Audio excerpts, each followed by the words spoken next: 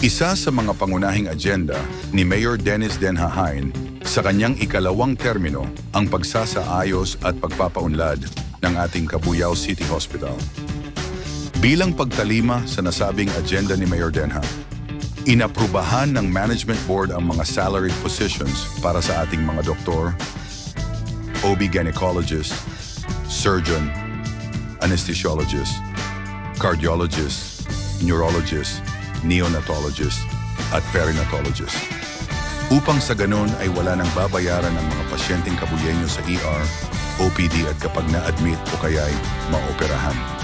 Sa ngayon ay inaasahan ang nalalapit na pag-install ng CT scan, 2D echo, ultrasound, mammogram, at ng handheld x-ray para sa emergency at agarang pagsusuri ng fractures, lung infections at iba pang kondisyon kahit nasa labas ng ospital.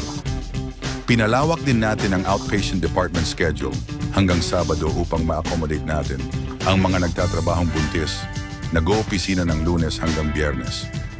Sa kasalukuyan, patuloy ang ginagawang renovation ng ikatlong palapag para madagdagan ang ating bed capacity pati na rin ang ORDR complex para sa mas ligtas at komportable ang ating mga pasyenteng Kabuyeño. Magkakaroon din tayo ng elevator para mas maging convenient sa mga pasyenteng buntis, senior citizens at PWD. At dahil bawal ang masungit sa bagong Cabuyao City Hospital, kamakailan ay naglunsad din tayo ng customer care workshop para sa lahat ng kawani ng ating ospital. Isa-isang tinugunan ni Mayor Denha ang mga problemang kinakaharap ng ating City Hospital. Kabilang narito ang pagsasaayos ng mga electric beds, pag-hire ng salaried doctors, pag-procure ng imaging equipment, at ang mas pinaigting na customer care.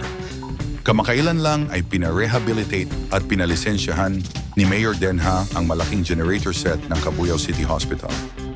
Pinalagyan din niya ito ng automatic transfer switch para anytime magkaroon ng disruption sa kuryente ay hindi maantala ang operasyon ng CCH.